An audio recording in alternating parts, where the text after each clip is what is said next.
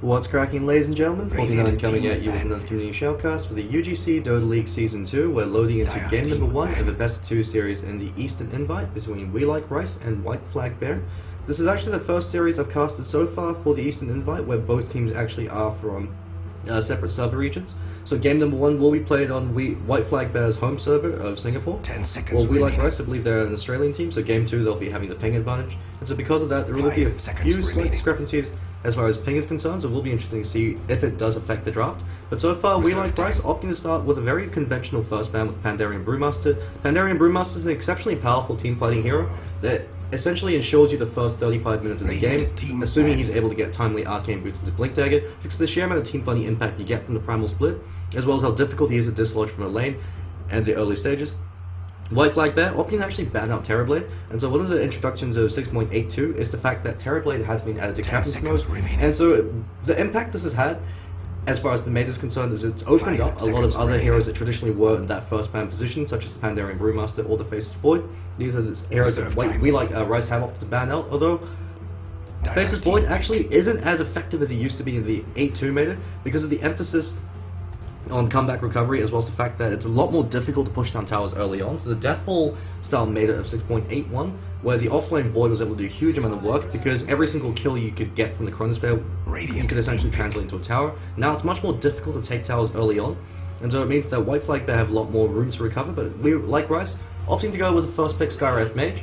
So Skywrath Mage in the 8-1 meta was considered the strongest support hero in the game alongside Shadow Shaman. That's because of the sheer amount of versatility he provided.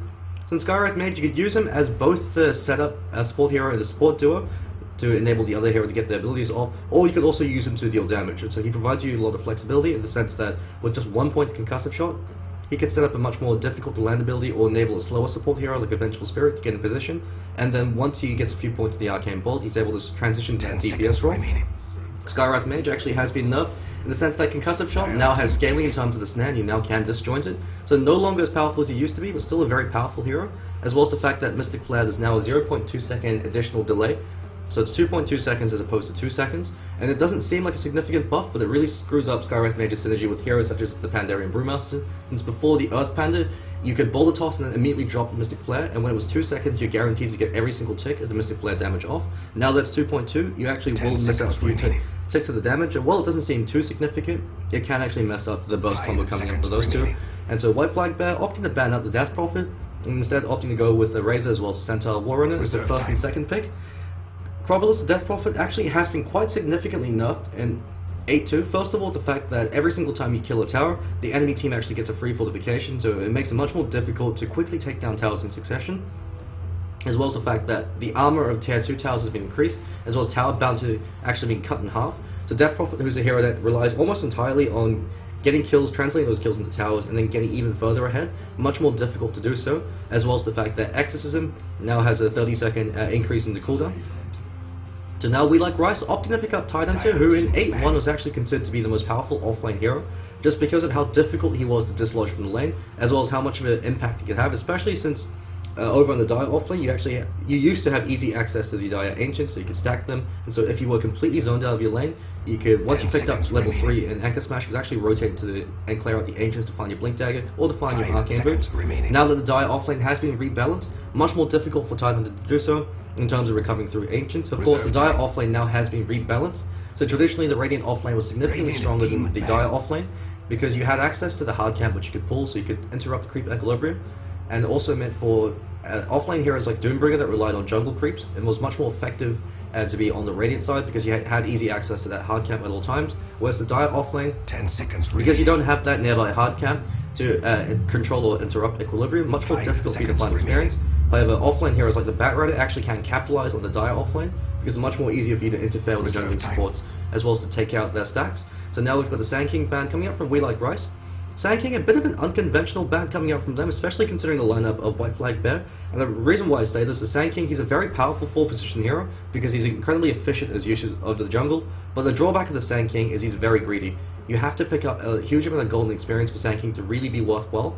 And the biggest weakness of the Sand King is the fact that he forces your other support hero to be able to pick up the slack. Because ideally, as the Sand King, unless you start with boots at 1, in which case the other support hero has to pick up all the support items, Sanking, if you're not able to find a level 1 kill with boots, you want to leech experience until level 2, maybe level 3, then you want to rotate into the jungle, start stacking and clearing out camps, find a very early blink dagger. If uncontested, you can actually find it in the first 7 to 8 minutes. Of course, the drawback of this is it means that you can't really roam and gank, because you don't want to risk losing your blink dagger early on.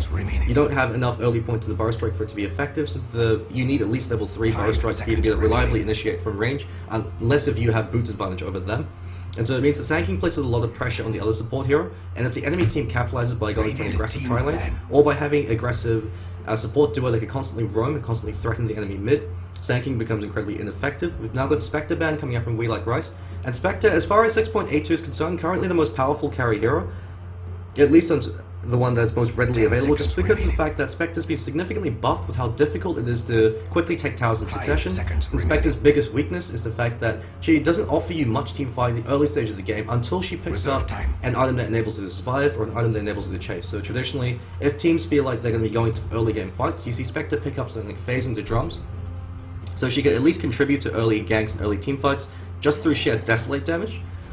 Just because otherwise Spectre has no inbuilt farming mechanism, she's got no way to really prevent them from taking a tower.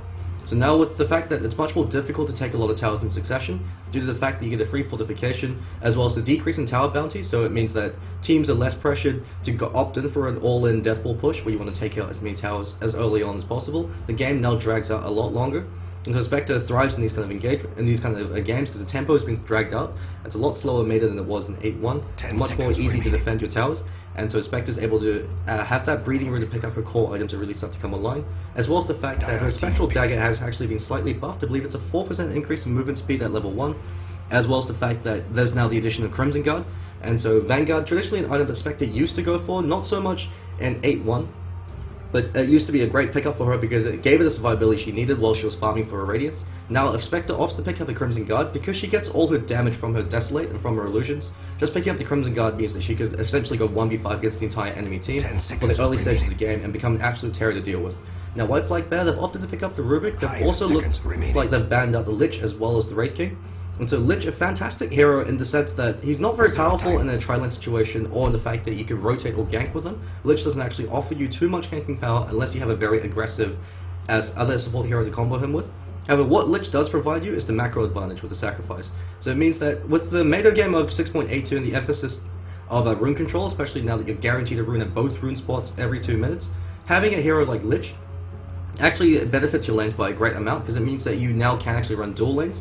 And with the emphasis on rune control in 6.82, dual lanes might actually be even a lot more effective than tri-lanes, because you always have a hero to be able to contest runes, while another hero can stay in lane leech experience. And so banning out a hero like Lich not only shuts down the teamfight combination of the Ravage into the Chain Frost, it also prevents the macro advantage from going in favor of We Like Rice, who've actually opted to pick up the Earthshaker. And so WhiteFlagBear, by picking up the Rubik, the rationale behind it is every single time Tylander doesn't Ravage the Rubik, if Rubik's quick enough with his fingers, he can actually steal the Ravage, and if he has something like a Blink Dagger, he can actually blink and return it back on We Like Rice's team. And so it threatens the Tidehunter indirectly by forcing him to always have to Ravage the Rubik. So it means that he can no longer go for suboptimal Ravages by catching out every other hero. So long as he doesn't catch out the Rubik, WhiteFlagBear can always counter-initiate and actually turn these fights. 5 seconds. And so it's something that they have to be quite wary of, especially since the initiating team, they tend to clump when they go on the aggressive, and so it's much easier to counter-initiate. And this is the other reason why Tidehunter is so powerful as an offlane hero, is he's one of those rare initiators that can also counter-initiate. It's a hero like a Clockwork or a Batrider. They're excellent in initiating, but they don't actually offer you much counter-initiation. Whereas Tidehunter, if he gets jumped, or if his team gets jumped, he can respond in force, catch out them with the Ravage, especially when they clump to go in for a kill, and punish the enemy team's aggression. And so a good counter pick is the Rubik, being picked up by WhiteFlagBear. Although the drawback of Rubik is there's actually very little he could do to the Skywrath Mage Earthshaker combination. Skywrath Mage has the movement speed advantage over Rubik. He's got the range advantage with the fact that his Arcane Bolt's got 600 range, so he constantly should be able to throw out the bolt at him. And Skywrath Mage, if he catches out Rubik on his own, should be able to pop him. And so Rubik, he's a very squishy support hero, and especially since he's so slow, a fairly fragile hero, so you have to pick up a very aggressive support hero to synergize with the Rubik. So an example of this is the Rubik Leshrac, so you use Telekinetic Lift to set up for the stun, but looks like WhiteFlagBear actually are opting for the Sven. So Sven actually has been fairly significantly buffed in 6.82 with the fact that an Aghanim Scepter will now upgrade his God Strength to buff the rest of his team. And since WhiteFlagBear, they actually have a very durable core lineup so far, with the Razor most likely going to be the mid lane, as well as Centaur Warren in the off lane. Having the Sven there to be able to pump you up with the God Strength, if he's ever able to find the farm for the Aghanim Scepter, could be a huge deal. Although that being said, it actually could even be a one-position Sven. The Sven also, he used to be run as a roaming hero, but it actually does a fair amount of work in that one position. Of course, the drawback of Sven, and the bane of all melee cores, is the fact that he's incredibly slow, 295 movement speed. The only way he has to really reliably close distance is with the Warcry, and when you're against a slippery hero like a Slark, who could predict you throwing a Stormbolt, catch it out with a Dark Pact, and pounce out of range, it makes it very difficult for Sven to be able to get up close and personal and to be able to deal his damage. And so the intrinsic weakness of Sven as a carry hero is, while he's a jack of all trades, as a one position, he needs too much farm to be effective, or he needs the enemy team to make a mistake. And you never want to draft a lineup that anticipates the enemy team making a mistake. You want to prepare for your team, you're going to execute your plan, as opposed to their team making a mistake in terms of the positioning. Since in this case, Sven actually he's got the Stampede to rely on, so the advantage of WhiteFlagBear's lineup is he's got the Rubik and the Centaur to set up for the Sven. But if Sven is going to be running that one position role, he's going to need a lot more farm to be effective compared to the Slark. And all Slark effectively needs is Treads, Drum, and maybe a Blink Dagger, or he can opt to go for something like a Shadow Blade. So we've got a Shadow Shaman ban as well as a Tinker ban coming up from WhiteFlagBear. Actually very surprised they opted to ban out the Tinker. Could have actually even been a bit of a panic ban, as they were on the verge of running out of reserve time.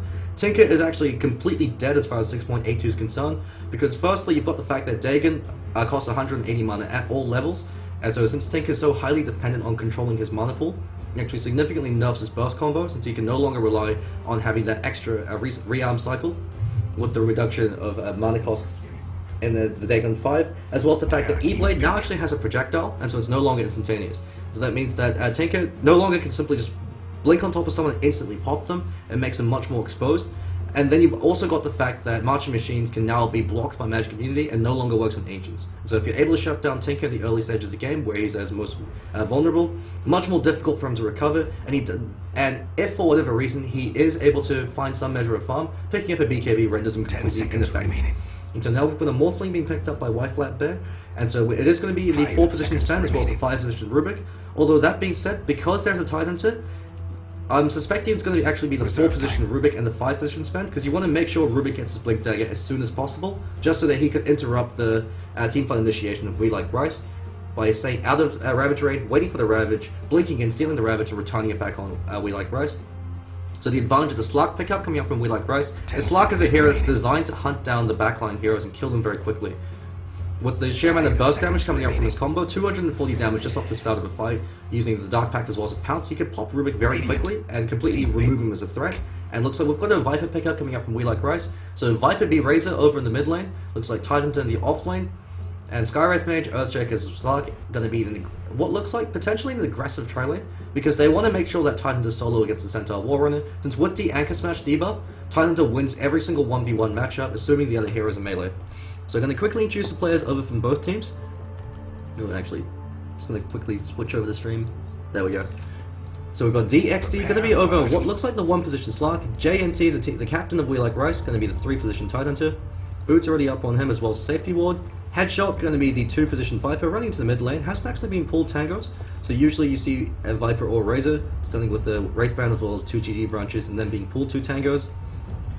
But looks like he's opting to purchase his own. Phoenix going to be what looks like the 4-position Earthshaker, and Herb Duck going to be the 5-position Skywrath Mage. The reason why I say Phoenix is going to be the 4th position is Shaker takes priority over the Skywrath Mage until he gets his Blink Dagger, just because it's such a critical item on the Earthshaker, similar to the Sand King. Over on the boys from WhiteFlagBear, Sumin Dota, going to be the Centaur Warrunner, actually opting to pick up an extra center tango, since this is a lot of good recognition coming up from him, since the best way to deal with the Skywrath Mage is actually to carry an extra set of tangos, since HP regen's a lot cheaper than mana regen, and so you could actually just outlast the Arcane Bolt spamming out, coming out from him. We've got Fu going to be over on what looks like the 4-position Rubik, actually starting with a Smoke of Deceit, and so him and Swan over on the Sven are actually going to be roaming a fair amount, so we actually got double smoke picked up by both of them, and so this is the advantage of the Rubik and the Sven. While they're both very slow heroes, if you do have a fantastic ganking duo with the two. So Rubik, while I was talking about him being a fairly squishy and fairly defensive support, if you combo him with a very aggressive support like the Sven, who has that 2-second Stormbolt, can actually be quite a powerful roaming duo. And we've got Hagi-kun going to be over on the Morphling, and so he's going to be opting to pick up a very early Ring of a healer. And Headshot going to be going for some body blocks. up against the captain of WhiteFlagBear, HPMT, and he's actually being pulled 2 sets of tangos as well as having his own. And it looks like his body block actually was superior, so Razor v Viper actually is a fairly even matchup, in the sense that both of the heroes, they do innately counter each other. But in this case, because HPMT actually has the high ground advantage, should actually be able to find a lot more experience early on. Viper can beat Razor if he opts to go for a much more aggressive build. So in that case, you want to offer the early points over in the Nether Toxin. While I say that, J&T caught it with a lift into Stormbolt, and it actually could be First Blood, as Hagikun is able to catch him down. So Fu is able to find a quick amount of gold, so early boots up on Rubik is a significant deal. It means that he can initiate and set up for Swan. And Hagikun, utilizing that waveform to get himself in position, gets a fair amount of assist gold, so J&T off to a bit of a rocky start compared to Suman Dota, who knows that with the extra set of tangos, he can actually sit there and tank every single one of Herpdub's arcane missiles, because he knows that Herpdub's going to run out of mana before he runs out of HP regen. So he's just going to be sitting there, waiting until Herpdub starts to run a bit dry. Even with the 3 sets of clarities that he has, Suman Dota should have more regen than Herpdub has mana sustain. So Centaur Warren is a drawback. Oh, Centaur Warren is an offlane hero, is you have to play incredibly passively. You don't actually have any real kill potential unless the enemy player makes a mistake until level 6. And since you have to find your blink deck as soon as possible in order to be relevant in the game, you never want to overextend or put yourself in a bad position, because any death could actually set you back by a fair amount. I'm just going to mention he's got a bit of an unconventional safety ward, so it provides vision so it spots out any rotations coming into the top lane. Usually you see a safety ward placed there, or over there, so it's the reason why support players, they usually place the sentry ward there to try to spot out the safety ward. But because he opted to put one there, it means that not only are they never going to be able to deward it, it's providing a lot of free recon. It means that he should be able to play fairly passively and find some experience, but it looks like he's actually been Fissure blocked. So casual Fissure being thrown out by Phoenix. But he's more than happy to take that Fissure, since he knows that that's a good chunk of Earthshaker's mana being wasted for very little gain. So he picked up that haste rune, and so this is the other reason why passive support offlaners like the Centaur Warrior actually are a lot more powerful in the 8-2 meta, because of the fact that you're guaranteed to find a rune every 2 minutes. And so if you're not finding anything in the lane, camp the rune. If you're able to pick up a bounty rune, you can find some form of gold or experience that way. But in terms of last hits, the XD currently leading the CS scoreboard to 12 for 6, 13 for 6 now. So he's actually doing very well, and one of the things that I'm liking coming up from DXD is the fact that he's actually emphasizing denies. So with the fact that denies actually now decrease the amount of experience they get, so it's you only receive a third of the experience if the creep is denied. Denies are incredibly important at being a control creep equilibrium, but while I say that, support rotation coming in from Fu and Swan once again, and they are able to ensure that HPMT is able to find a kill over in the Viper. So if we have a look at the fight recap, small increase in gold going in favor of WFB in terms of the abilities used, and with the clarities being picked up by both the Rubik as well as the Sven, they should be able to actually rotate bot to set up another kill. And Headshot, he's going to be playing fairly carefully. It will be interesting to see if he opts to prioritize the Corrosive Skin, which is the fairly conventional Viper build, or if he actually opts to go for a second point in the Nether Toxin and a second point in the Poison Orb, so he can aggressively trade with the Razor, since Razor relies on the static link to be able to try to control the lane. But Viper, if he's able to, he could actually snare the Razor to break the link early, and then once the link is broken, he plays incredibly aggressively against him. So he actually has opted for the early extra point in the Poison Orb. And the second point in Poison Orb is to ensure that A, you win any man fights by decreasing their attack speed, and B, you're actually able to catch them out. But while I say that, Suman Dota caught up with a pounce, and that should be a kill going in favor of the XD. Salve is also Hooftop. Unfortunately, his salve was cancelled, and he might actually be able to make it out. But Herpdub, Arcane bolts him in the face at point blank range, and is able to clean that up. But the TP as well as the salve being wasted. So it's a huge amount of gold actually going in favor of We Like Rice. Not only in the fact that they got the kill, but the fact that they actually wasted a fair amount of consumables. So Centaur Warrunner has to actually walk back into lane now to use his TP, and he also used the salve, so he's actually lost the regen advantage he would have had. The Swan and Fu once again smoking up.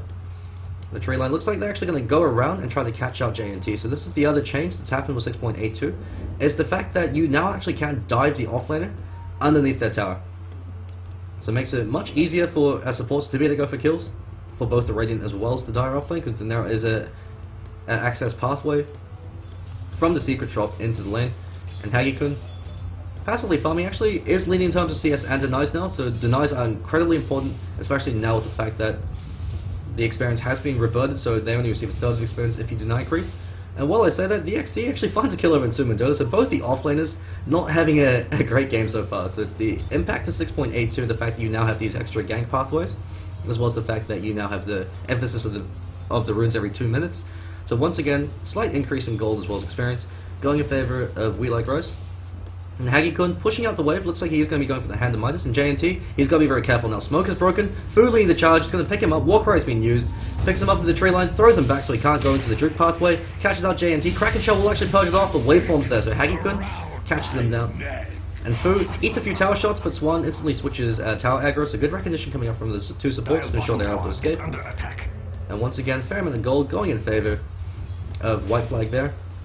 And Haggy-kun actually opted to go for a very early Hand of Midas. Hand of Midas in 8-2 actually is a bit of a risky item, especially with the way that the new comeback mechanics work. Since it's calculated, it used to be calculated off the ratio of net worth. I think they've now decreased the ratio by a slight amount, so it's not as obscene as it used to be with 6.82 first launch, since we're now in 8.2b.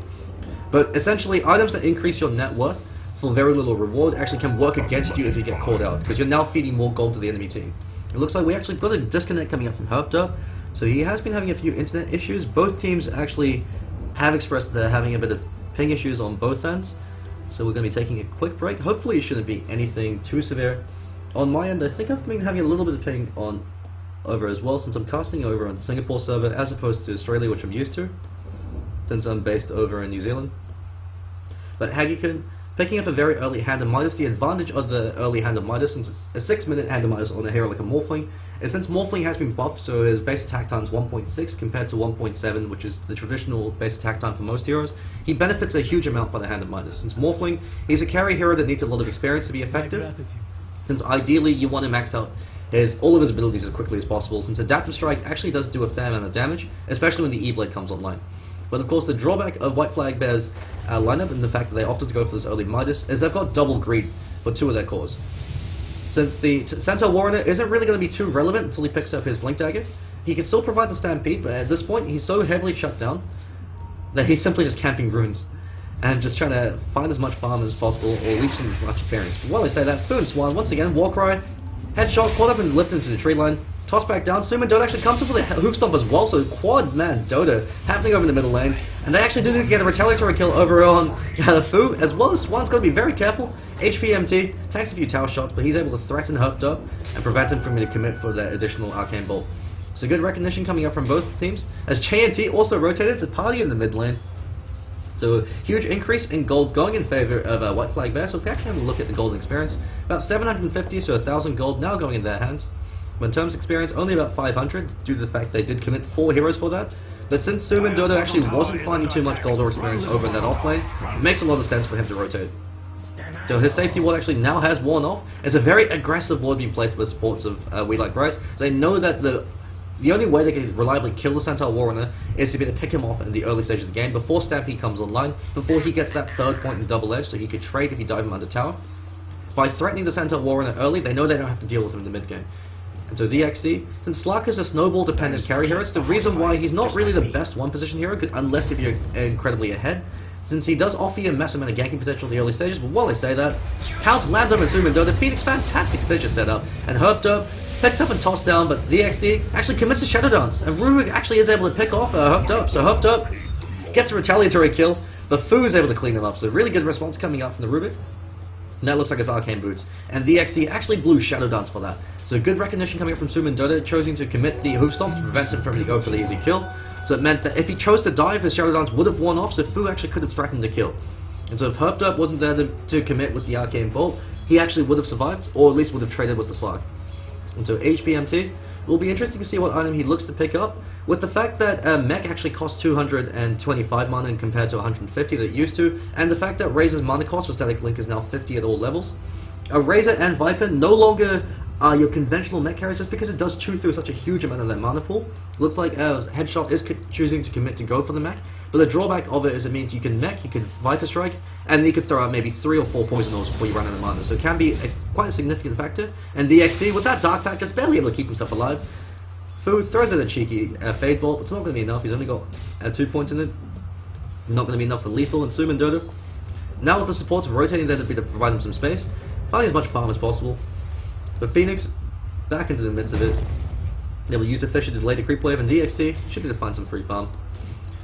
JNT over in the bottom lane, meanwhile, has actually opted to go for a fairly passive build, so 2 points over in the Kraken Shell, and 3 in the Anchor Smash. If you're playing a lot more aggressively, you usually opt to go for a point in Gush, either at level 4, as opposed to going for that second point in Kraken Shell, or at level 5, where you only go for 2 points in the Anchor Smash.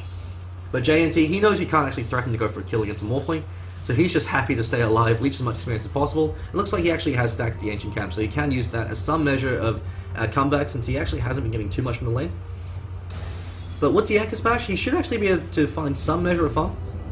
And since Titan actually has been slightly nerfed in 8.2, since Anchor Smash, the physical damage debuff, now scales, so it's no longer 60% at all levels. It means you actually do want to max it out now if you want to go for Ancients. Before, you could get away with only having 2 points in it, but now you really do need to max it out as quickly as possible. Headshot, he's going to be the mech carrier for this team. And so you'll have enough mana to mech Viper Strike and throw out 5 poison orbs, so it can be quite a significant factor, since Viper does suffer from a huge amount of mana issues. And his only form of mana sustain, since Viper doesn't usually go for a bottle, is going to be the Ring of Aquila.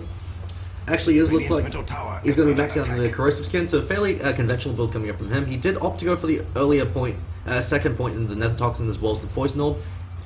And that's to help him deal with the Razors. You can use it to snare the Razor so he can get out of the static link range, and also to threaten for a kill if Razor decides to man-fight him, since the Nether Toxin isn't going to be mitigated by the static link.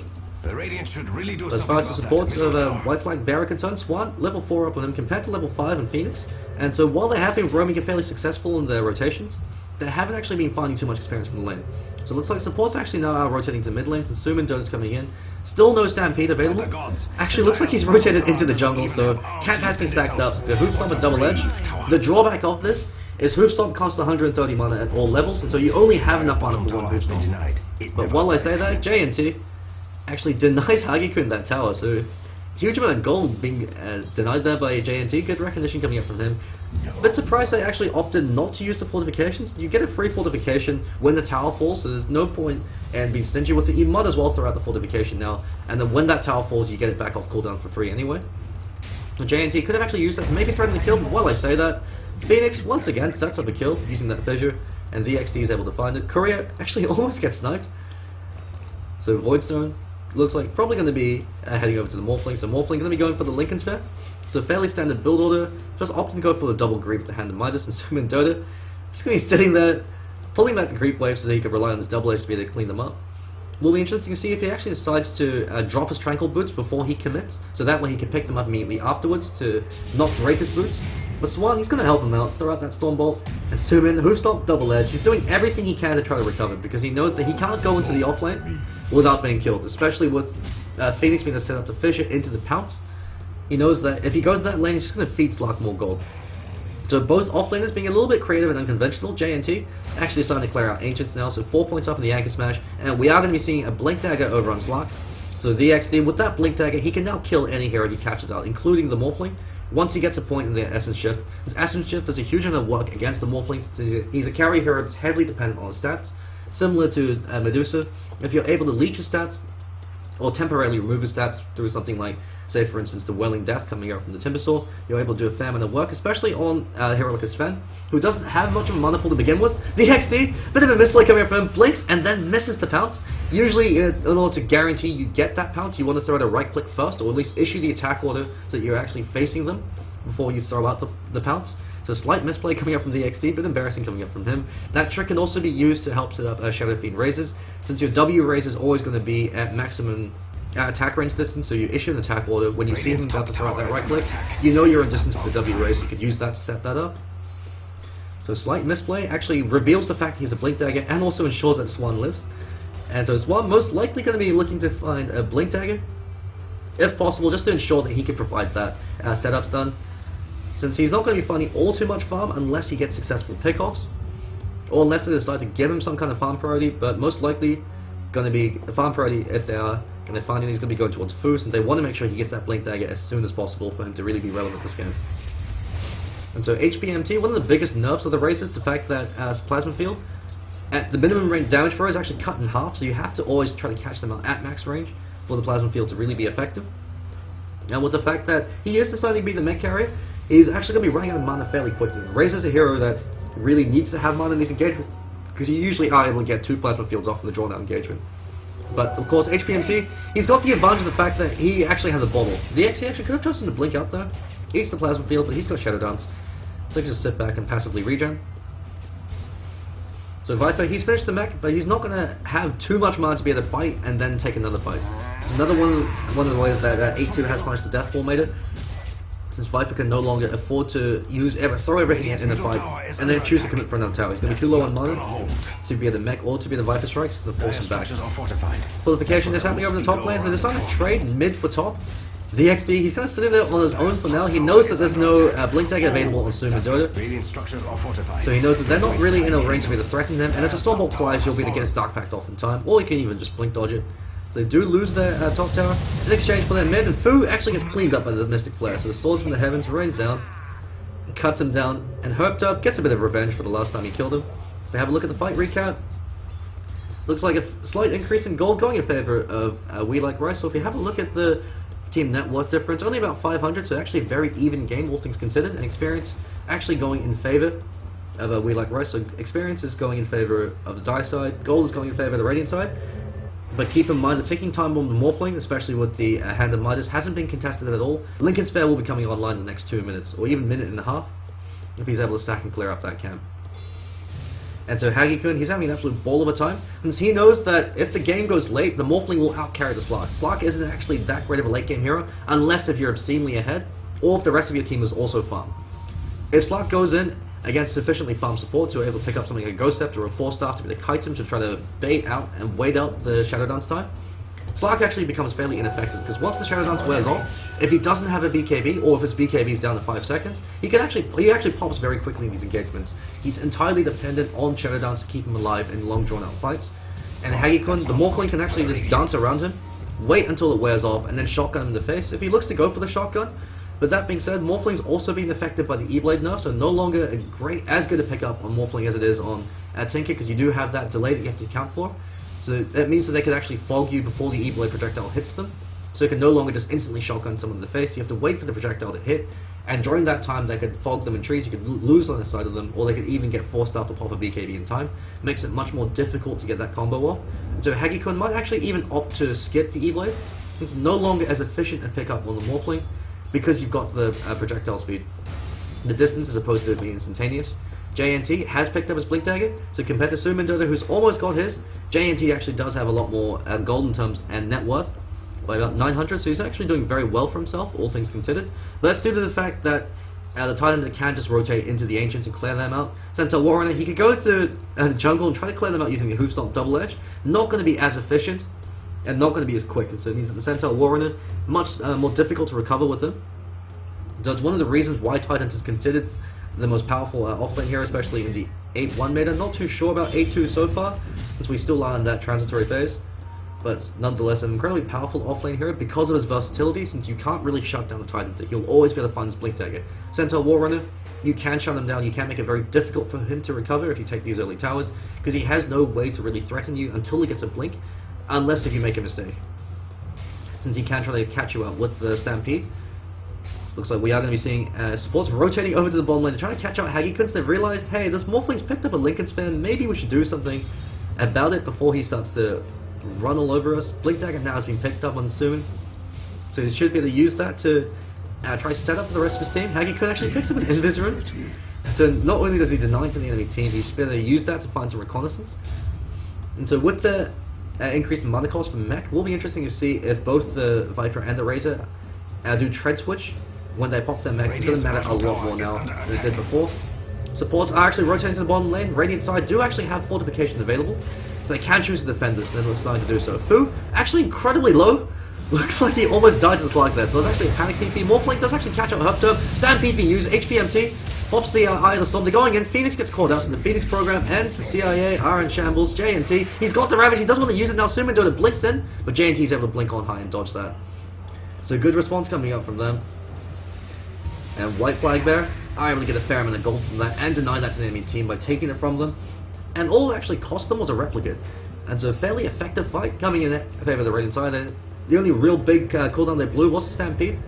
But Stampede at this point, especially since Sento's been having such a difficult time, well, I said that, headshot could actually be taken forward. Mystic Flare as well as the Ancient Seals have been able to break off. The Lincoln's Fair, JNT now comes with the 2-man Ravage, then the Echo Slam being committed. Swan throws out a Stormbolt, then dies immediately afterwards. DXD catches out HBMT. Mechas unfortunately doesn't have enough mana for it. This is the 8-2 mana change over on the Mech, and Fu stole Shadow Dance and then dies to the enchant totem coming up from Phoenix, so the aftershock damage gonna be enough to be able to bring him down. Massive turnaround coming up from We Like Rice.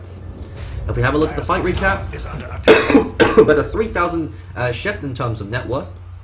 They did use every single ultimate they had at their disposal, but considering the fact that the Radiant side, their only big ultimate they have to be worried about is the Stampede that already was on cooldown. They should be able to take the tower off the back of this as well. So, good fight coming out from We Like Rice. Had a bit of a sloppy beginning, with Phoenix being caught out as well as Herped, but they were able to turn that around quite nicely. So good response coming out from them. Looks like Hagi-kun overcommitted there with that waveform. And keep in mind, this is over on the Singapore server, so WhiteFlagBear, actually, this game actually does favor them. They're going to be operating about 80 to 90 ping, while We Like Rice going to be running about 200 to 250, since they're going to be playing on the Singapore server. And We Like Rice are an Australian-based team. Looks like Fu has to be very careful. The XD, he's got a Blink Dagger online. He's got the Shadow Dance. He can choose to commit to a kill if he catches out the Rubik. And this is the weakness of the Rubik in the face of the Slarks. And Slark, if he jumps on Rubik, Rubik can't do anything to deal with him. Rubik thrives on support heroes that have single target disables because you can prime the Dark Pack before you go in, so when they panic and throw out the disable, you instantly purge it off and you use it to kill them. While I say that, Herped looks like commits the Mystic Flare, was actually able to catch out HPMT, and so because he didn't have mana to mech, he actually took a death there. It looks like he had mana to mech, but even then wasn't enough. And JNT immediately going towards the Refresher Orb. The nice thing about this is the fact that if you get a big Ravage off, you've got the Refresher to back that up. Having the double Ravage means that you should be able to decisively take an engagement. The drawback of this is if you hit level 16 and all you have is a Refresher Orb, it turns you into a one-trick pony. You literally just have enough mana to double Ravage, and that's it. And that's only if you also have the Arcane Boots. While I say that, the XD catches out Hagi-kun. Of course, until he hits level 6 and gets to level 3 Ravage, he's going to have enough mana to do other things, but tied onto his other abilities actually do a huge amount of work in these team fights, especially the Anchor Smash. And so just turning him to a one-trick Ravage Pony does have a fair amount of impact, especially if he actually miscalculates the mana cost, or if he doesn't have any other items to back it up. And so it's the reason why Titan, if they think the game's going to go late, instead of rushing the Refresher Orb, since they know that by the time they finish it, they'll be around level 16, you usually see them opt for something like they either become the mech carrier for the team, or they might pick up something for Shiva's Guard. So that way, they even if they have a level 3 Ravage and they've got the Refresher Orb, they've got enough mana to be able to not only throw out a double Ravage, but also to use the rest of the abilities and items that they have in it. But of course, the nice thing about it is if he's able to finish it before he hits level 16, he's going to have a huge amount of teamfight impact in his engagements. It means there's less pressure on him to get a perfect Ravage, because when the Rubik steals a Ravage and goes in to throw out his own Ravage, you catch him out with the Refresher ulti and the Retaliatory Ravage, and they might be able to kill Rubik in the duration of the Ravage. Because you could use Ravage to set up the Mystic Flare, so it's a synergy between those two heroes. So you're going to have enough time with the Ravage lockdown for the Mystic Flare to do its work, especially with any snares thrown in. So it looks like Swan actually going to be picking up the Arcane Boots, so support spend has been confirmed. No Blink Dagger going to be coming online for him or Fu anytime soon, so they really are going to be dependent on Suman Dota to be able to catch him out with a Blink and to use the Stampede to get them in position. So the advantage of having the Centaur Warrunner is you don't necessarily need the Blink Dagger on any other hero, because you've got Stampede to give yourself that movement speed. Goes in over a headshot. It was actually going in to the jungle creeps, caught out the Stormbolt as well as to the left. Unfortunately, they stacked that CC on top of them. That now being forced. Fu caught up with the Dark Pack as well as the Pounce. Could actually be taking a death as DXC is stabbing him. The rest of his team, they break and run. They say, sorry Fu, we can't really help you. He decides to be the sacrificial lamb. Swan fleeing for his life, but DXD says he had his way with you. Now looks like he's going to have his way with Swan as well. No TP available, does have 15 stick charges, but support is now coming in. JNT, good body block with that blink. Replica's being thrown out. Hagi-kun comes with the waveform. Ravage now being forced, and Hagi-kun actually could be taking a death as well as the Echo Slam is being used by Phoenix. And it's an absolute disaster for WhiteFlagBear as We Like Rice. They lose their Viper Shore, but they clean up 4. So Smoke Gang was an absolute disaster for them, about 1,800 net worth shift in favor of We Like Rice. They did use, both sides used all the ultimates they had at their disposal, with of course the exception of the Rubik ultimate, but Fu of course died, so he's come back to life. So a bit unfortunate that Rubik was caught out of position so early on by DXD, but really good recognition coming up from him. He knows that his sole objective in these fights, blink on the Rubik, kill the Rubik. While you're jumping on him, and Fu's forced to deal with the Slark stabbing his face, JNT could do his thing. He can run in, throw the Ravage, and not really have to worry about anything. Looks like he did steal the Dark Pact. Not going to be the greatest pickup on the Rubik, just because he doesn't really have the HP pool to afford to lose half of it to the Dark Pact. But we could be seeing some Wodo level plays, especially if we can anticipate something like the Slark Pounce coming in. to be able to try to purge it off. Mac now being used in the headshot. While he's actually incredibly poor as far as the 2-position Viper is concerned, the rest of his team is able to pick up his slack. It looks like Super Dota goes in for a blink, but JNT's able to blink on out of there. Headshot, now caught him with a blink hoop stomp. Double edge being used on him as well. Hope damage detectable with Huggy-kun. And Huggy-kun now turns back on Headshot. Headshot trying to draw as much fire as possible. And DXD, Blink Dagger's online. Ayaskadi, or Ayaskadi should I rather say, has been picked up 25 minutes into the game. So I was talking about Slark being a snowball dependent carry.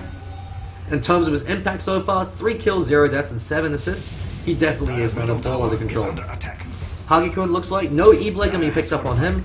Has picked up the casual Yasha, so Yasha, very cost-effective item on the Morphling. He's actually a very slow hero, so you've got the movement speed advantage you get from that, as well as the attack speed and the Agi, which just gives you a lot more damage and teamfight impact, especially with the maxed out adaptive strike that he now has.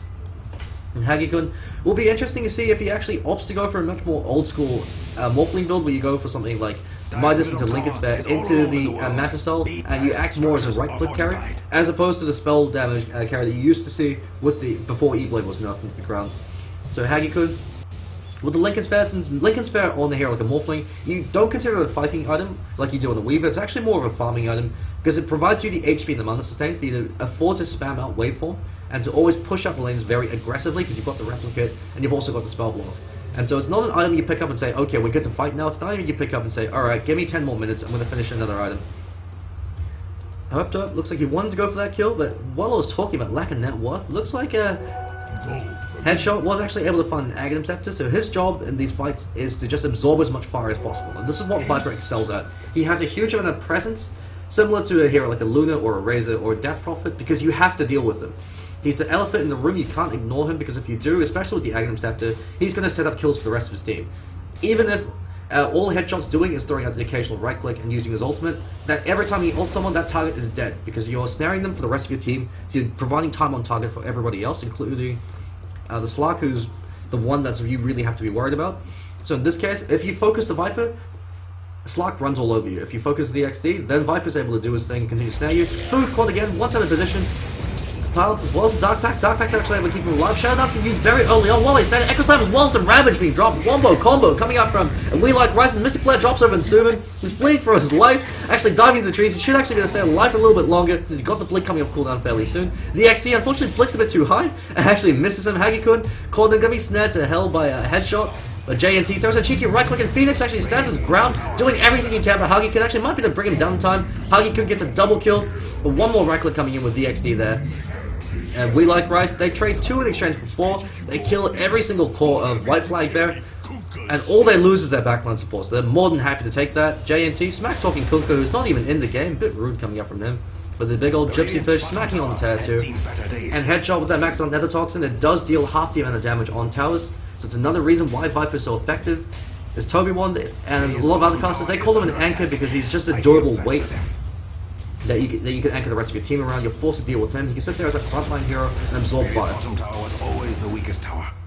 So JNT looks like he actually should have enough gold to finish his refresher orb. He's got it flying out to him, and he hasn't hit level 16 yet, so he now has enough mana to not only double ult, but also to throw out his other abilities. The nice thing about the refresher orb as well is even if you do have a level 3 Ravage and you decide not to be a one-trick pony, it means that you then can refresh after the fight to immediately take Ravage off cooldown, so the enemy team might think, oh, his Ravage has been used, we can take a fight now. You say surprise, pop the refresher orb, and then you've instantly got another Ravage to be able to take an engagement with. It's the same reason why you sometimes see refresher orb picked up over on heroes like the Death Prophet. While I say that, Suman Dota misses the Mystic Flare, catches out the XD with the Hoof Stomp, but the XD, he could choose to commit to this. He's got Blink Dagger coming off cooldown very shortly. Not going to be enough. The fact that he whiffed actually the majority of the Mystic Flare, so Herb Dub actually derping a little bit there. But all's fair in love in Dota. He's actually picked up a Rod of Owie, so that's a great pickup because it ensures he's actually able to use it to set up a kill with the Mystic Flare. The XD got a little bit too eager over on food, tried to commit to a kill, unfortunately wasn't able to do so since he whiffed that pounce. Now I'm going to farm off the creep wave instead. So we have a look at the golden experience. 7,500 experience in favor of We Like Rice as well as gold. So things are looking fairly grim for WhiteFlagBear, but that being said, they do have the high ground advantage. If We Like Rice decide to try to take high ground early on and lose a single fight, especially with the share amount of spree gold on a hero like a Slark, and they're able to clean them up. With the 8-2 bounty change, WhiteFlagBear actually can recover very nicely. But it looks like they're instead deciding to do the safe thing. Gonna go and try to take out Roshan. Because they know they've got ward coverage, they've got the sentries there as well as the observer wards to be able to spot out any movement into Roshan. Another good recognition, Phoenix. He's hiding the wings. He knows that he doesn't have to be there to provide damage. Shaker's not going to be the DPS producer that you need him to be. All you need the Earthshaker to do in this case, if they choose to commit to Roshan, you can actually fissure block them to give them time to finish Roshan. Or if they actually jump in, you can fissure block them in and force them in. So it looks like we do have a smoke rotation happening. The XD leads the charge, catches that Hagikun, throws a right click to the side, Echo Slam, as well as the Mystic Flare being used. A lot of hatred throwing out around Hagikun. They're able to pop him. Morphling, he does have buyback. Looks like he is actually doubling back to go for the E-Blade, but I don't actually think this is going to be a great E-Blade game, just because, sure, you can shotgun down Phoenix or Herped, but it's the XD and headshot you've got to really be careful about. Especially with the nerf to the projectile speed, if Herped's able to pick up something like a 4-star, he can actually create enough distance between himself and the E-Blade projectile that he can't actually follow up with the adaptive strike. So HPMT actually eats the Viper Strike, actually called out now by Suman. Dota comes in, blink, catches out Headshot. Headshot doesn't have the agency model, looks like this is going to be over in VXD. Stampede being used, but they decided not to commit to this, especially since Phoenix throws out the covering fire fissure. And Swan kind of sitting there staring at his own replicate. And Hagikun probably wants to send that replicate back to the Fountain so he can afford to YOLO win. Another reason why the E-Blade nerf affects Morphling so heavily is Morphling's really dependent on being a shotgun them while he's waveforming, since you can instantly replicate out and prevent them from being able to do anything to turn on you. Swan called out with the agency on the concussive shot as well as the Mystic Flare. Not going to be enough as Fu decides to walk in and threaten a kill over on Herped by stealing the Arcane Bolt. He really wanted to steal something a bit more useful, like maybe the Ancient Seal. But he'll take what he could get. Herped got to be very careful now as Hagikun waveforms very aggressively forward. Herped throws out the Ancient Seal. Just going to try to lock him in place for now, but Herped he's got JNT there. And JNT should have his back. They are now going over in Fu's DXD once again, jumps him, pounces him, and has his way with him in Fu. Fortunately, he stole Dark Pack, but he's not going to really be able to use it since he's dead. And JNT, he's that one-trick Ravage pony, but if he does get one decisive, if he's able to win one decisive fight with that double Ravage, they should be able to take racks and make it much more difficult for WhiteFlagBear to try to recover. 4-staff now being picked up by Suman Dota, so it's really good to take up, especially with the Slark. You can use the 4-staff to position them out of range. Since Slark is a melee hero, so he's got fairly limited time on target, he's usually dependent on pounce to really be able to ensure he gets those shots in. But having a 4-star means you could also blink forward very aggressively, hoof stomp and 4-staff yourself out of the harm's way. So just to be able to use him as an AoE stun. Hagikun actually throws their replicate to hit Headshot. One of the interactions I actually haven't mentioned is the fact that, well, I say that, never mind. Kluman actually goes in. Ravage actually catches out the entire team. Ravage actually has been stolen. But JNT could actually choose to refresh this. He refreshes it, throws out another Ravage, and there we have it. The two-trick pony. Fuhi has stolen the Ravage, actually threw out his own retaliatory Ravage, but the XD instantly is able to pop him. The XD, though, actually does take a fall. It just pops JNT with the headshot in the wings. Headshot actually takes the fall, trying to throw out the Viper Strike. Not going to be enough. Hagikun man fighting with the XD, pops the Ghost Scepter, the XD pops BKB, says let's dance partner. He's got the BKB to be able to prevent Fu from doing anything to him, but he's going to decide to back himself off. No need to throw, especially with the huge influx of gold now going in favor of WhiteFlagBear. So 202 gold they did gain from that, just off the spree gold over on Headshot. And before also rudely interrupted, Hagikun once again called out with the pounce as well as the Blink Strike. Mr. Fleming committed to Hagikun, he just tanks it like a champ, tops on the chin. It's not about how many shots you can take, it's about how hard you can get hit and keep moving. Herped up, turns around for the Rod of Ali's Swan. He's got his own Blink Dagger, so he can choose to commit to this. He's got the Stormbolt available in 2 more seconds, but decides not to do so. So one of the changes in 8.2 in regards to Morphling and Viper is traditionally, you used to pick Morphling to counter Viper, because if you replicate the Viper and throw a single right click, Corrosive Skin will proc on the replicate, then it proc back on Viper, and so both the replicate and Viper are snared. So it means that Viper's moving at about 230 movement speed, so he's actually fairly ineffective in these engagements until he gets an Aghanim Scepter. Now you can't do that because multiple instances of Corrosive Skin no longer reflect, and so it's a slight nerf to the Morphling v Viper interaction, but other than that, it's a fairly obscure change. Hagikun. One of that bounty rune, not going to be added. He does shotgun JNT in the face. He says projectile speed or not. He's able to clean up that streak. He actually finds 1,000 gold from that. And so immediately the E-Blade doing a lot of work. So takes 500 gold from him, steals it, gives it back to Hagikun. And so the nice thing about the E-Blade is if you are able to catch a hero out like that, and if you have the luxury of letting the E-Blade projectile hit, then you can instantly start a fight 4v5. So the same sense as a Tinker or Morphling used to be before there was a projectile, if you could instantly start a fight 4v5 by popping one of their support heroes, even though the projectile speed is a lot slower, so it's no longer, you're no longer as likely to be able to get it off at the very start of the fight. If you get it off, maybe prevent Shaker from being a throw out a fissure, and it can actually swing these engagements, since you need everything you can get when you're playing from behind. If we have a look at net worth and gold, about 11,000 experience going in favor of We Like Rice compared to WhiteFlagBear, about 12,000 gold, but this still isn't game over yet, especially with the way 6.82 has changed the comeback mechanic. WhiteFlagBear, they haven't lost racks yet, so they definitely can turn these engagements. If they're able to find one big pick-off, Morphling goes over on the Herp Dub, Sumandona actually interrupts the Hoop Stomp, the XC caught up the Mystic Flare. Looks like the Mystic Flare was stolen by Rubik. Rubik's able to turn it. And that's another 1,000 gold going in favor of the Morphling. Actually, 2,000 gold to the other heroes was there to share this free gold. And so the E-Blade really doing a huge amount of work. The shotgun is real. And with that, Hagikun, he's got enough to finish his Master style now. Or he can save for buyback if he decides to be safe. Actually, buyback's on cooldown.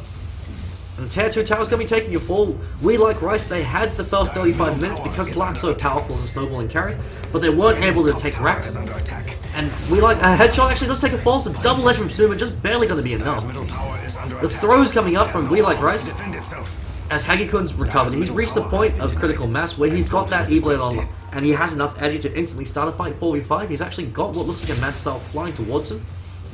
And so Hagikun's going to be incredibly powerful now, since one of the pseudo buffs to Morphling is the fact that E-Blade no longer applies the ethereal state to yourself. So it means that you're no longer, you can still throw out right clicks right after you E-Blade. So in that sense, it's a bit of a side grade. It's a nerfness in the fact that you can't instantly blow somebody up, you have to wait for the projectile to actually hit them. But if you waveform very aggressively on top of them, so you don't have to worry about the projectile hitting them, or you have to wait for it, actually, you can actually consider it a bit of a buff then, so you can pop your man style and immediately start hitting them. And so Hagikun actually caught up by DXC, he can't afford to die right now, he's all the net worth and all the team fight of his team. Throws out the evil, actually shotguns DXC, then replicates out. So from Hell's Heart, he stabs the Dean, herped up, lifted into the air, caught with a Stormbolt, drops the Mystic Flare, Panic Flare, not going to be enough. And Suman Dota really doing a lot of work with these pickoffs. He's one of the reasons why they're actually able to hold on to the rack so far, since his initiations have really been pretty spot on. And Hagikun will be interesting to see if he opts to go for a Skadi, which is a much safer item. So it gives him the stats he needs to work with, so it means that he can afford to go full agi at all times and still have enough HP to survive any burst. And it also means that he increases the amount of time on target he has, since he's able to apply the snare while he's able to keep right-clicking somebody down. Alternatively, he could actually look to go for something like a butterfly, which would make a lot of sense considering the fact that this is Slark, who's actually looks like he's going to be going for his own butterfly. So it means Hagikun can actually man-fight with Slark, and in that case, because Hagikun's naturally a better carry hero, in the sense that he isn't dependent on building charges in order to deal damage the same way Slark is, he can instantly front-load a huge amount of damage and start a fight 4v5 like that. Having a butterfly on Hagikun makes him that much more dangerous. He can afford to play very aggressive action, shotguns Phoenix in the face, but he's got to be careful now. Ravage has been coming in, stayed there a bit too long. Double Ravage not being used as well. Unfortunately, didn't actually catch up anybody. It did kill Asumandona, but he was already dead. HPMT, pops his BKB, blinks, and then TP's on him. It's a bit of a hefty waste of resources there. They are able to turn that around, but of course it did cost them the double Ravage.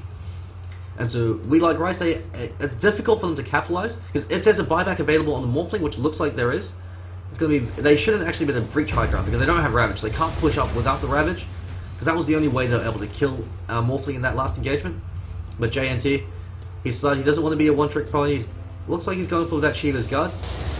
That means he'll have enough mana to use the rest of his abilities after he throws out the double Ravage. Also means he can even opt to throw out a double Shiva's Guard, which actually does stack up a fair amount of damage, 400 magic damage on potentially 3-4 heroes. At Southern Fight, it's nothing to laugh at. The XD just blinks in front of the tower, starts hitting it. JNT comes in, but he doesn't have a Ravage. And Swan, he's eating a lot of damage from a headshot. He shouldn't be taking it for, but Suman Dota catches out one with the Hoof Stomp. Shadow Dart's being forced, Shotgun actually flies on Herp Dub. Headshot, fleeing for his life, and Hagikun's out for blood. He gets one. The XD pounces on Elder, says, "See you guys, I can't really stop them." And they're able to hold on to their racks once again. WhiteFlagBear, they do have the superior late game lineup. Just because Morphling to me is naturally a harder carry than both the Viper and the Slark combined. Just because Slark need on a hero like he can't actually man fight the Morphling. Because Morphlings will actually be that outlast him. You can actually deal more damage to him at the early stages of the fight. So once the Shadow Dance wears off, you can shotgun him, drop him down to half, and right click him down before Slark builds enough Essence Shift charges to really be a threat. But that being said, Butterfly has been picked up, so it does help him man fight a lot better.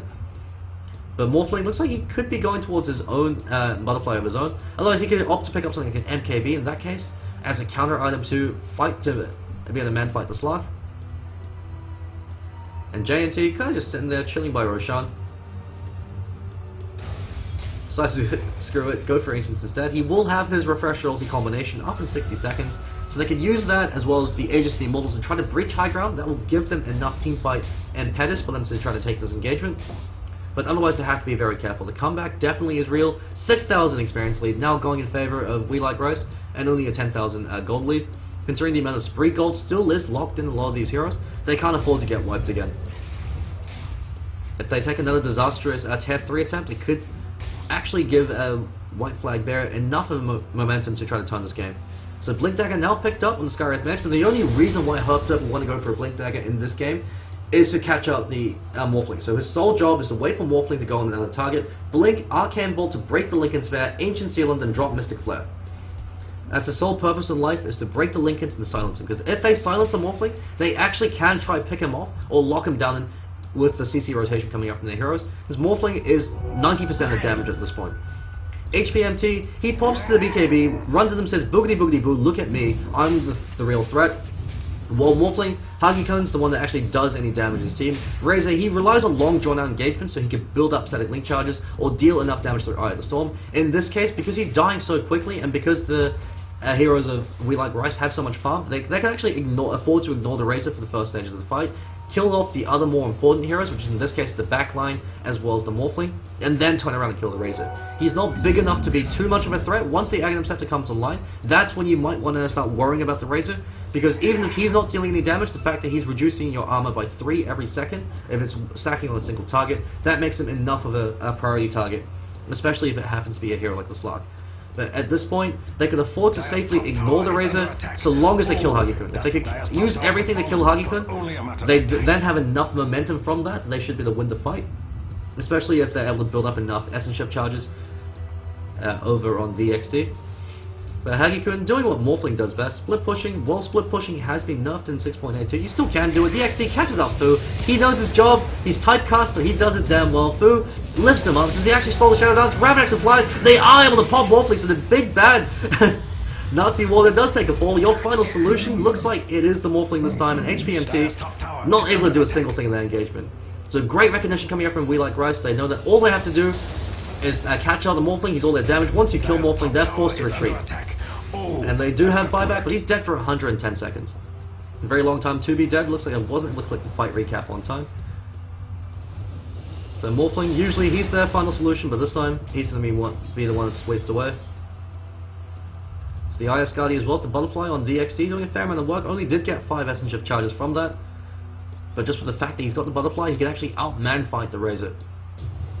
And so WhiteFlagBear, they've got to be incredibly careful.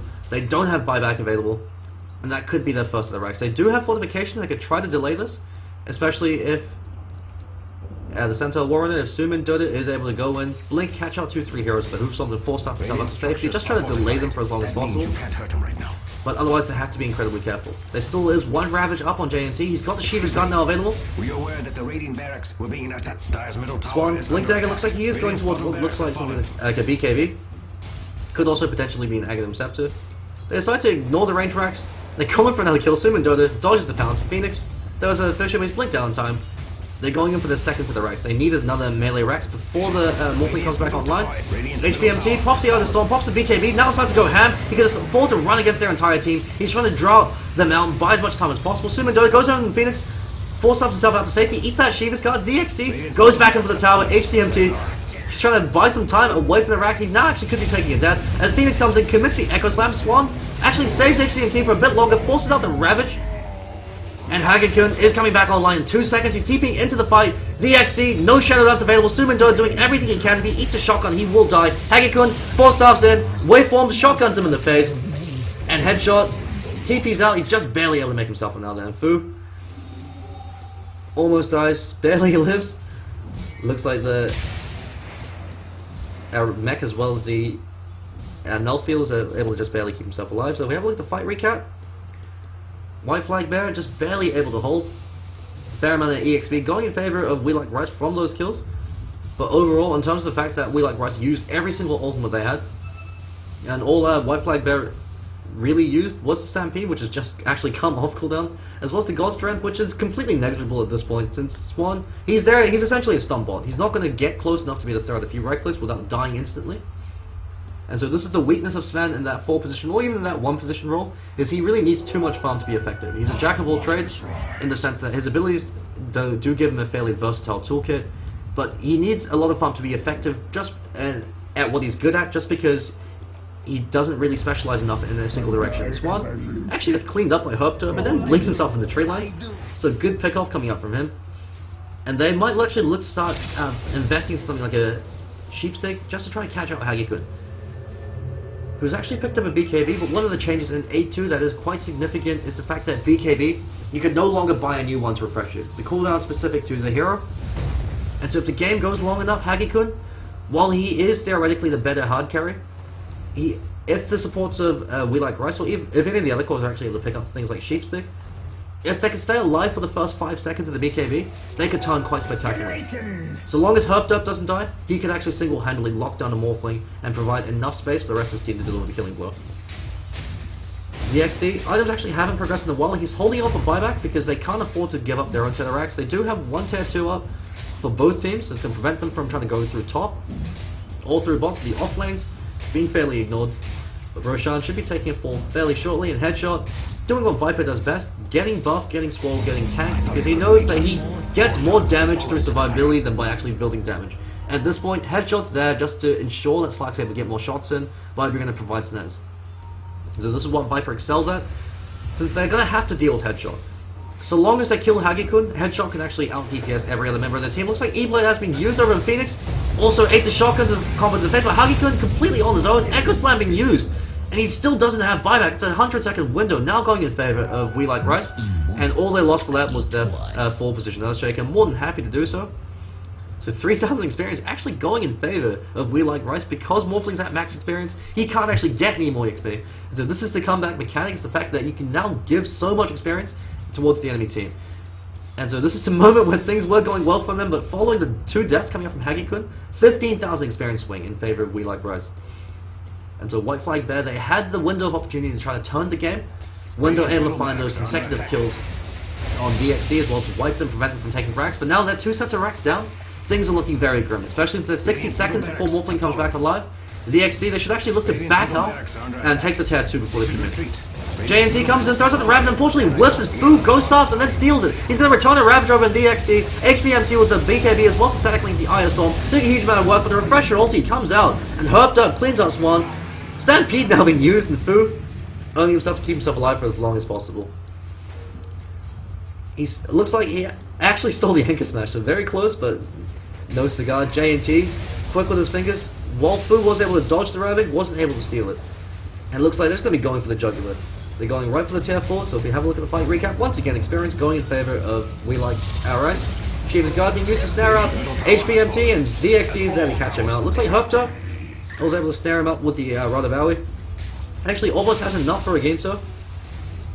And DXD, Aegis the Immortal, as well as Shadow Dance. Suman Dota actually miscalculates the blink range. And DXD just casually Dark Packs for no reason. Hagekun is on the hunt. He wants to catch out the DXD. If he can catch him out, they might be able to try to turn this. But with 2 sets of racks down, things are looking grim for WhiteFlagBear. So 2,100 EXP going in favor of We Like Rice, just due to the fact that Razor's level 18 did give up a fair amount of experience.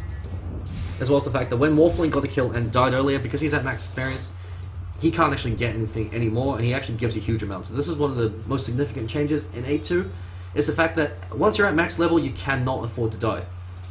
Because in doing so, you actually feed a massive amount of experience in their hands. It's the reason why heroes like Meepo actually are a bit of a much riskier pickup in 8-2 than they were in 8-1. Since the way Meepo works is in a fight, each of the Meepo clones counts as a separate hero, so they actually take experience priority from the rest of your team. So for instance, if you have 5 Meepos in the fight and you win that fight, 80% of the experience goes towards Meepo. And so you'll have one hero who'll be exceptionally farmed in terms of experience, and every other hero will be fairly under level. And so if Meepo's able to hit level 25 very early on and he dies, you then feed a massive amount of experience, as well as gold towards the other team. So it will be interesting if we do see Meepo in the competitive scene, since it is much riskier to pick him up than before. But that being said, he does offer a lot in that mid lane, just because he guarantees you being in control at least one of the runes, or even both. Swan still hasn't really progressed his items in the wall. He's just going to be a stun bot at this point, and maybe a Warcry bot from time to time. Hagikun, his items also haven't really progressed. He actually has been having a bit of a difficult game. Just because he's been getting greedy and overcommitting when the rest of his team isn't there. He's too reliant on the fact that you used to not have a projectile for E-Blade, so you could instantly shotgun someone during your waveform and then replicate out. You can no longer afford to do this. And so the E-Blade pickup actually kind of biting WhiteFlagBear, since while in theory it did actually work out for him very nicely. It did give him a few recovery kills. It's just the fact that Hagikun's overcommitted, and Fu, once again, the XT just runs all over him. There are 2 heroes there, they can't do anything, they just watch. Stampede being used, buyback immediately coming up from Fu, it's do or die. The XT zoning out the entire enemy team while that happens. HPMT, as well as Hagikun, duking it out, and Sumin, Dota just kind of hanging around the wings. Headshot, he's got a Hunter Taras, double barrage, which actually flies out, catches out Hagikun. Unfortunately, it's not going to be enough to keep him alive. Can't morph through that, and Sumin Dota, Echo Slam comes out from Phoenix. He wanted to join in on the wombo combo fun. With a buyback not coming in from Hagikun, the first buyback he's had in a while, but it could be too little too late. DXT, he's throwing the right clicks, but the evasion is there. The Aegis the Immortal's also there. Hagikun gets spit in the face by JNT. And we've got GG being called 51 minutes into the game. A lot of back and forth action happening between both teams. We've actually got 1,300 experience lead going in favor of We Like Rice from that fight, just because they were able to find 5 kills without taking the casualties. So this is the impact of the experience, as well as the gold change in favor of 6.82.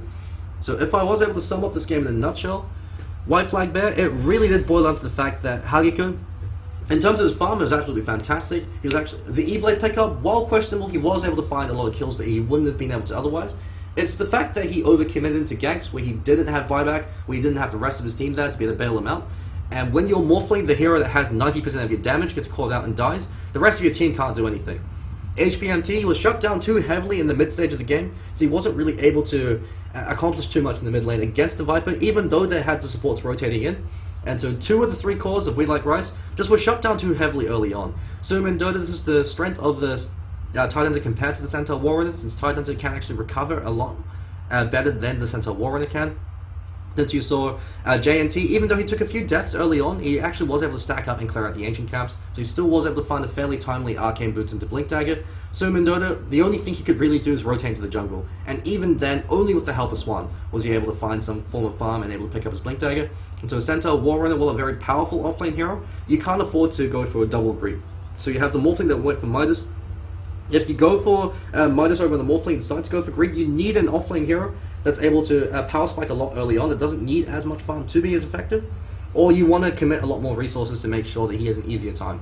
So if they decide to maybe clash try and have to Centaur go 1v1 against the Titan, although even then in that case the Titan still wins, they really needed to rotate to the offlane more to provide more support to the Centaur Warrunner, just because there's only so much you could do against the lineup of We Like Rice, but that's really what the crux of the game boiled down to, the emphasis of the offlanes. Since JNT was able to find a lot more farm, as well as the fact that they opted for double greed, with the greedy offlane pick up the Centaur Warrunner, as well as the early hand of Midas and Hagikun not having buyback in those last 2 engagements. So we're going to be taking a quick break, and we'll be right back for game number 2. If you've been enjoying this cast so far, please do follow the Twitch stream on UGC League. There's also UGC League 2, 3, 4, and 5, which are for the other channels for the Central as well as the Western invite, sorry. So we'll be taking a quick break, and we'll be right back for game number 2. Stay